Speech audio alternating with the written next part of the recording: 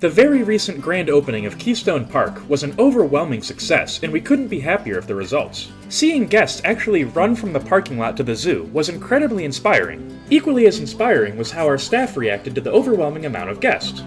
Despite only opening with one active section, that being North America, the zoo was luckily met with incredible reviews.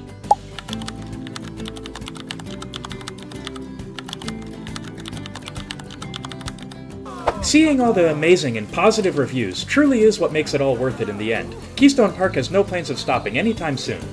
Unfortunately, the zoo can't stay open forever. However, due to the outstanding success of opening day, we actually managed to make enough money to expand the business a little bit. The first thing that we're going to be doing is starting a brand new project. Before we start on that, however, we have to address the elephant in the room. We only have one zookeeper, and I think we can afford to put a second one on payroll now. We had quite a few applications. This guy didn't make it because he looks the exact same as our head keeper.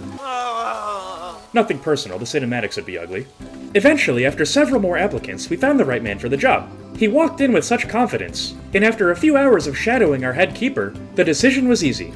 Any doubt that if we made the right choice or not was quickly crushed as soon as we saw him interact with Teddy for the first time.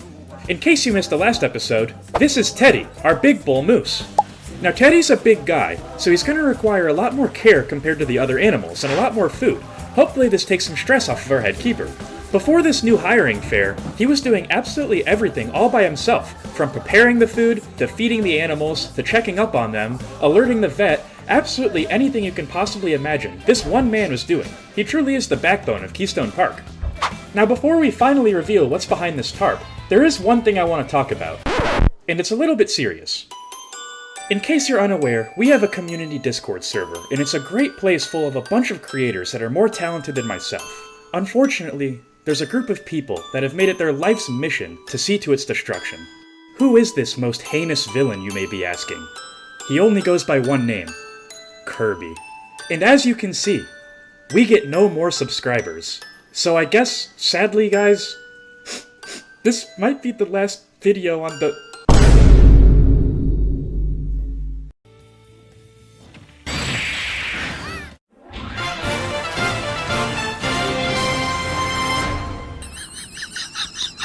$2,000 subscribers, I mean, who would have thought? I just want to take a second to sincerely thank each and every one of you who's ever checked out a video of mine. It really is what gives me the motivation to wake up every day and do this.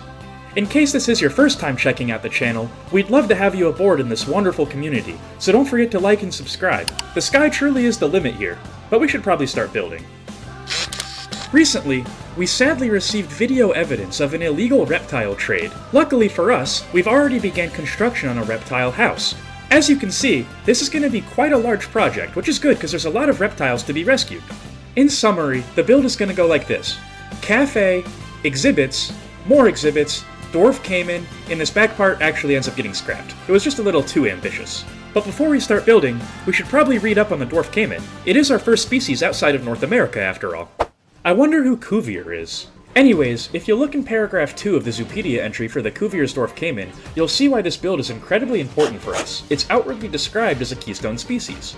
It's also our first species that's primarily found outside of North America. It covers the eastern and northern half of South America. According to the Zoopedia, they're going to need 182 meters squared of land and 79 square meters of water. This is about half the water that there is land in the exhibit if you broke it down into a ratio. In simple terms, they need a lot of water. Truthfully, I wasn't expecting the dwarf caiman to be as solitary as it is. I've worked at the spectacled caiman, or the common caiman before, and they actually live in groups of up to 6 or 7. Luckily, one thing all caimans, and most crocodilians have in common, is their incredibly long lifespan. No offense to any reptiles who may be watching the video, but you guys aren't the smartest bunch in the animal kingdom. Therefore, you don't need a whole lot of enrichment items, but we'll see what we can do. Lastly, there's no cohabitation options available for the dwarf caiman. As you can probably tell by this aerial view, this build is going to have a large footprint in Keystone Park. Luckily, we have some in real-life blueprints to help us build this. This is Komodo Kingdom from the Akron Zoo, found in Ohio. I'm gonna really try to capture the shaping of this building, especially this glass door and the roof overhang. I think it makes sense logistically to start with the entrance of the building, and the first thing that you're gonna see after the entrance on the right is the cafe. We're gonna start with this, and it's a big section, so it makes sense to knock it out. Despite having built a restaurant in literally the last episode, it makes sense to put another one here. They're quite far apart. Any indoor habitat should probably have a restroom or two attached to it, but especially one with a restaurant, so we'll add that too. This is actually the first time we've used this in the zoo, and if you're unfamiliar, this is an exhibit. We'll go much more in depth with them later, they are a little bit complicated. In the real Komodo kingdom where that exhibit is, there's actually a blue lobster, which are incredibly rare. This window on the right reveals the cafe in the real Komodo kingdom, so we need to find the right textures for the wall. For the bottom portion, I went with the European rustic stone wall. This is one of my absolute favorite textures in the entire game, and I was really happy to be able to use it here. All we did was line the perimeter of where the wall is supposed to be with this bottom layer. It's only 1 meter tall, so it worked out really well. The texture for the glass isn't necessarily as important. It's really thin, so you can always just build over it with other materials. I went with this glass modern wall, 4 meter tall, and sunk it down a little bit. The reason I went with this glass is because it already has lines cut out into it. This way, it's a perfect blueprint for where we're going to put the wood over the glass later. So far it was smooth sailing, and all of the textures have translated really naturally. I then got stuck on this part. At first I thought it was wood. It doesn't have any texture though, so then immediately I knew it could only be one thing. Plaster. Adding a 1 meter tall trim to the entirety of the glass didn't take very long at all. To get the actual shaping of the windows down, I came off the grid, but used the same group. I then took the exact same European rustic stonewall texture, but a piece not on the grid, and then placed it inside of the windows. Since the windows are so thin, it won't protrude through the front. While focusing on the windows, I decided to add this very thin layer of breeze block to the bottom. This helps break up the textures, and looks really accurate. Continuing work on the window, I took these new wood pieces and recolored them a darker gray from the conservation pack. I then simply covered up all of the lines that were already on the pre-made window with the wood. This may seem like a pointless detail because the lines are already there, but trust me, it makes it pop a lot more. So far so good. It's incredibly accurate in my opinion, but let's double check. The wall so far looks good. I think now we need to move on to the roof, and then we can start working on the shaping of the door and the other roof above it. This should be a lot more basic than the wall. We're just going to be using a slate tile roof. Luckily for us, the in-game texture is absolutely perfect. I'm pretty sure this comes with the base game too, although don't quote me on that. Since Console Edition's been getting DLC relatively efficiently, what comes in what pack kinda blurs together in my mind. To blend together the slate tile roof to the plaster wall, I decided to take these Planet Zoo wood pieces, which I know for a fact are in the base game, recolor them to the accurate color, and spread them around. After that was finished, I decided to go back to adding small details. For now, I decided to add this gutter along the top. I then added a way for the water that gets collected on the top to be funneled down to the ground level. In the reference picture, I also noticed on the right side were 3 electrical circuits, at least that's what they look like to me. Not really sure what they would be used for, but attention to detail is important. The last thing I did in this section was duplicate over the wood we added to blend in the slate roof to the plaster wall on the interior as well. It's looking really nice so far, but I think we need to start working on the interior of the build. We'll add the real door later. This is just a placeholder so I know where it'll be. Before we start the main construction of this first hallway, we need to find the dimensions of it and get a rough outline of the build. This was a lot easier than I thought it would be, and it was simple because we used the wood that we already had placed. We simply rotated it 90 degrees and then used a move snap of 1 meter, spaced it out, and placed it accordingly. After that was done, we added in some skylights, putting some glass in between the wood pillars. This is actually where our first exhibit in the Reptile House is going to be located. In the actual Komodo Kingdom, this is actually where there's an aquarium for some bamboo sharks. However, we're going to be using a trick in here to make this exhibit appear a lot larger than it actually is. There's 3 windows in this larger exhibit, however only the middle one, with the actual exhibit inside of it, is going to be functional. The way we're going to do this is by making an optical illusion. We're going to have clear walls in the middle exhibit and put foliage all over the left and the right one, making it appear that the exhibit is 3 times the size that it could be. Before starting any work on the actual exhibit, I wanted to make sure it was perfectly blended into the wall. I also went ahead and added in the floor. I went with a very basic gray plaster look to it, so it matches with the wall, but contrasts differently with the different texture. We're going to be adding this absolutely everywhere. Hopefully the path won't be seen from anywhere in the build. So far I think the shaping is quite good. Where it's going to be a little bit difficult to blend in the top part with all of that glass into the exhibit, but we'll see what we can do. Let's work on that exhibit now. So far we have 2 exhibits. There's one in here and another one's out here. Just because this one has wood around the outside of it doesn't mean anything. They're the exact same. To put an animal in, simply hit Request Exhibit Animal. But first we need to get some. So how do you do that? Well, go over to your Animals tab and go to the Exhibit Animal Market. From here it's the exact same as getting a habitat animal. You just have a bunch of different options. Your exhibit animals are going to be your smaller species. Things like amphibians, snakes, a lot of reptiles, and a few that are walkthroughs. We're not going to do those today, that's a little bit more complicated. Since this first exhibit is technically 3 exhibits wide, we're going to be going with a bigger animal, the green iguana.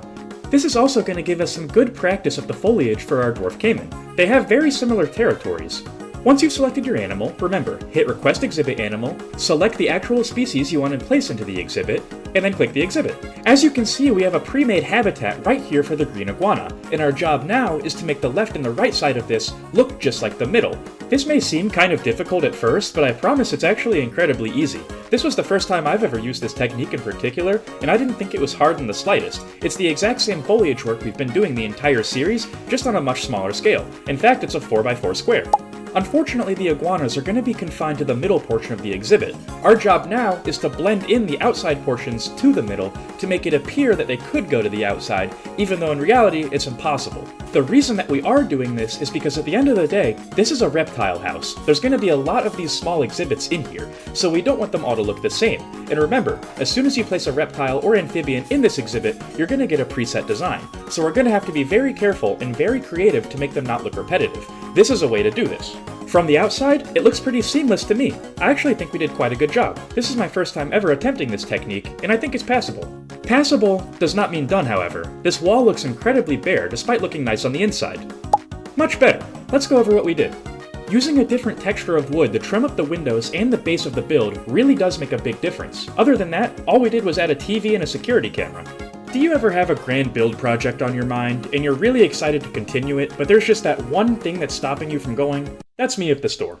It's really funny because it doesn't even look that difficult, it's just going to be blending it into what we've already made that's going to be the tough part. And also the glass pieces don't really represent these dimensions quite well. It's going to be a challenge, but one I think we're equipped to handle. I started off the door by adding the other wall so we have something to line it up to. Being able to line up this door on 2 walls instead of 1 is going to make things a lot easier in the future. We also had to finalize the height of this build now. The reason for this will become clear later, but in summary, we have to blend in everything to the roof that we already made, so getting the height exactly correct for the second roof that's going to go over top of this needs to be done sooner than later. Don't forget also, if you recall from the reference picture I've shown a few times by now, the roof also has a giant overhang on this side of the wall. Now that we have both sides of the wall complete, and the height of the roof 100% established, we can come in and clean up everything that we've built so far, thus finally allowing us to start working on the door. I started the door by getting the outline perfectly done with the plaster pieces that we used as the floor. This is going to be the exact outline of the door, and all we have to do is trace the shape of the glass afterwards. That really wasn't all we had to do. Keep in mind to make this, I just cut about 2 hours of footage. Luckily, I can really start to see the vision of this place now. It looks quite good already. We just need to add some more detail to the door, but luckily this is going to be as simple as adding a wooden trim that we did before to the other window. That surprisingly didn't take very long at all. It was actually a really easy trim job. Now let's shift our attention opposite of where the cafe is going to be. This is going to be the first actual habitat animal of the reptile house, the dwarf caiman. Astute viewers are going to notice this looks very similar to the beginnings of our beaver habitat. This is because the dwarf caiman and the North American beaver are surprisingly similar in terms of their habitat requirements, both needing 2 meters of water in order to use their deep dive animations. In case you missed that episode, or you forgot, I'll explain it again really quickly. On screen there's a chart. This is describing how much water is needed per species in order to deep dive. In case you don't know what deep dive is, it's basically a special set of animations where the animal goes really deep into the water. They're really cool, and I highly recommend you include them if you're building for these animals. According to the chart, the Cuvier's dwarf caiman needs 2 meters of water in order to deep dive. Now this means the water level has to be 2 meters. This is exactly why we have this pole in the middle of the pool. That pole is 2 meters tall. This means if the water level is above that pole by even a millimeter, we did our job exactly right and the dwarf caiman should be able to deep dive. And shockingly, I actually got this right on my very first try. It even looks like we have a foot or two to spare. The dwarf caiman should be able to deep dive in here and get out of the water and back onto the land. You should be able to see the vision behind the exhibit now. Unfortunately, there's no walls. Let's change that. Obviously, it's nowhere near complete yet, but it's good to have a base outline so we know where we can go. Naturally, the next step was to get the habitat gate in and connect the null barrier up with the glass barrier. To give the habitat a more natural look, we're going to be using this rock wall formation that I've used for a few other builds, not in Keystone Park however. We most recently used it in the Orchid City Zoo at Savannah at dusk. It was the backdrop for the fennec fox enclosure. It looks relatively complicated, but I promise you it's not. All it is recolored stalagmite and stalactite pieces from the Twilight Pack with some faux rocks mixed in. It didn't take very long to build at all, and you can use it in a variety of different builds. Speaking of faux rocks, this is exactly how we're going to blend the glass into the plaster into the floor. Despite faux rocks being faux material, which means not natural at all, we're going to try to make it look as natural as can be by utilizing a variety of different colors. We're also going to double the thickness by simply duplicating it and sliding the duplicated half over to actually be inside the habitat. This way it looks a lot more seamless and looks like the glass is actually coming out of the rock, which is the effect we're trying to sell. The size of the dwarf caiman habitat turned out pretty good. It's substantially larger than any of the exhibit animals we're going to have, even the 3 wide ones like the green iguana we already built. Now we just have to worry about what to do with this large area behind the habitat, and I think I have an idea. I want the reptile house to be perfectly self-sufficient through a work zone. That means we're going to have 2 things here, a keeper hut and a staff room, and we left just enough space. The roof of the facilities we just placed are going to be the tallest point in the reptile house. That means we can finish the roof. Since we built the roof on a grid, it was very easy to actually blend it in, and make sure there were no little gaps peeking out between the builds. Building on the grid is a little bit more restrictive in what you can do, but it makes building precisely a lot easier. It's like puzzle pieces almost. Look how the wood perfectly lines up with the angle of the roof. This is because we built it on the grid. The initial hallway's also looking good. I can't wait to spruce it up with some nice details. While the shaping of the habitat is nice, it looks a bit bare. Let's add some foliage to it. This is a pretty small and contained area, so it shouldn't be that hard to add plants to this, but we're so used to building for North America, it could get a little tricky. Right before we started on the foliage and plant work, I decided to polish up the entrance a little bit more. This was about as basic as you could possibly get. All I did was duplicate one segment of the rockwork. I figured we should break down this build into 2 segments, and then start with the lower half and work our way up. To start this, I lined the bottom of the dwarf caiman's pool with some underwater hyacinth plants. The smaller version of these has some sort of budding flower that comes out of it. It's pretty interesting looking. After all of the hyacinths were in place, I decided to then use the buffalo grass of the sea, aka eelgrass. It looks really nice, good in every build, just like buffalo grass is on land. After the underwater was taken care of, we then shifted our focus to the surface. To do this, we started with some Amazon water lilies of varying sizes. To help blend the rocks together, because they are 2 different types of rocks with different textures and completely different colors, I sunk some of these dwam palms into the ground. This makes it look a lot more like a bush instead of a tree, and I like the effect. That line, no joke, took like 20 takes. Dwam palm. Just a weird word. Anyways, we used the exact same technique with the coastal mangrove trees. This is a word I could actually pronounce, and a plant that I'm familiar with. Placing the terrain wasn't anything special. We started with a simple layer of heavy and smooth dirt on the bottom, used primarily rough rock to blend the bottom into the shore, and then placed a fine layer of sand around pretty much the entire rest of the build. Placing the terrain was incredibly beneficial because since I had to get so close to the ground, I noticed a lot of floating rocks. Nothing we can't fix with some tropical rocks though. This blends the more natural look of the terrain into the faux rocks. To make sure we weren't under-detailing it, despite these reptiles not needing many plants, I decided to go back through what we've already done and add one more layer of sunken trees. This time I used the tree fern. The middle of the habitat looked a bit bare from the viewing platform, so I decided to add some more temperate rocks, making this almost as a sort of retaining wall, giving the dwarf caiman a perfectly carved out path that he would take to necessarily get to the water. Not to break the video's immersion level or anything, but it's also an incredibly good idea to actually have the animal in the exhibit while you're doing the foliage. This way if you use a big plant or anything, you can check in real time not only if the animal likes it, but also if it'll impede the animal's traversable area. For now, just pretend he's not in here yet. We'll get end cinematics for that. I think the foliage is done. Only one thing left to do. We did such a good job on the interior of this dwarf caiman enclosure, its exterior now looks under-detailed. While I was incredibly happy with the dwarf caiman's enclosure, this is the part in the build where I realized how big the reptile house is going to be. This was the original layout, and we did some revisions. Not this one. That's a little closer. Perfect. There's a lot of exhibits in this still, despite it being a lot smaller, and it's a lot more manageable to actually construct. In order to build this massive structure, we're going to work from the front to the back, starting with the area that we've already started. This really wasn't hard at all, because we've already built this exact same thing before, just in a different location. The only thing that was slightly different was adding the large support beams to the bottom of the build. All we did for this was take the 2x2 logs we've been using and put a giant slab of concrete on the bottom to weigh them down. The real Komodo Kingdom only has one of these beams, but remember, this is heavy inspiration, not a direct replica. Our version also kicks out to the left a lot more, so it makes sense to have one more support. Before putting the rest of the roof on the build, I figured we needed to get the wall completely done around the exterior. We may detail this up later, we may not, depending on what goes behind the reptile house in the future, likely a staff area or something along those lines, but for now, we just need to get this thing contained. After the exterior wall was complete, we could finally put the roof in and blend it into the building. In case you forgot specifically what it looked like, this was our reference picture we've been using the entire time.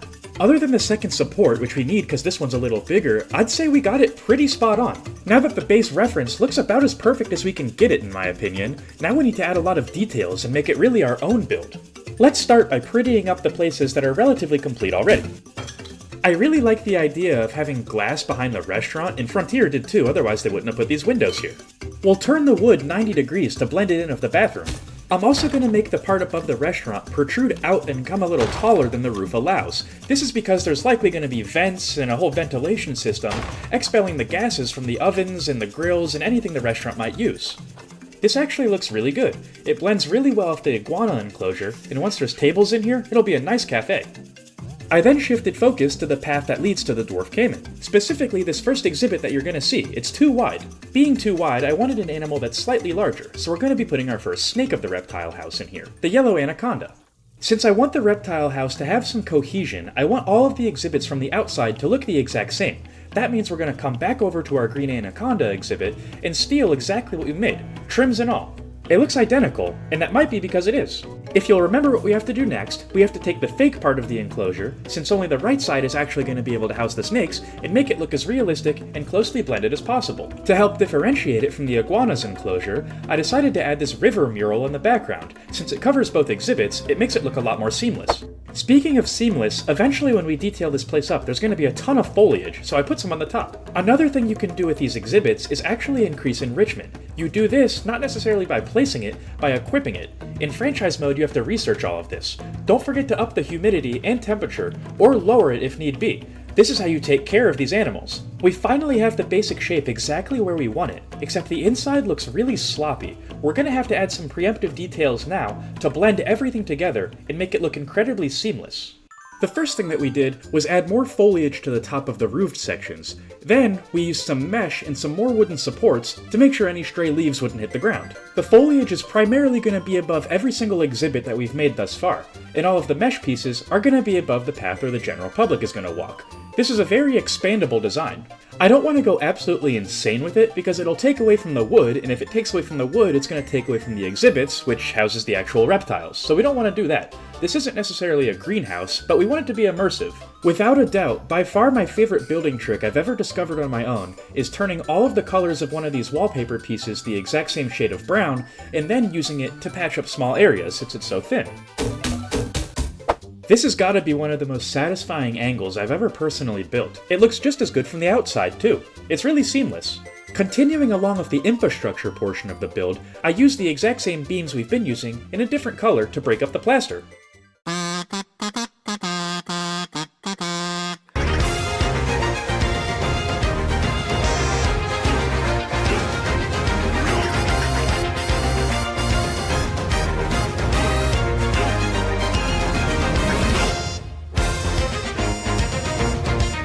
All that's left to do in today's episode is get the dwarf caimans into their new habitat. This is going to have to be a two-parter. The video's already getting pretty long, but we'll be finishing the reptile house next week.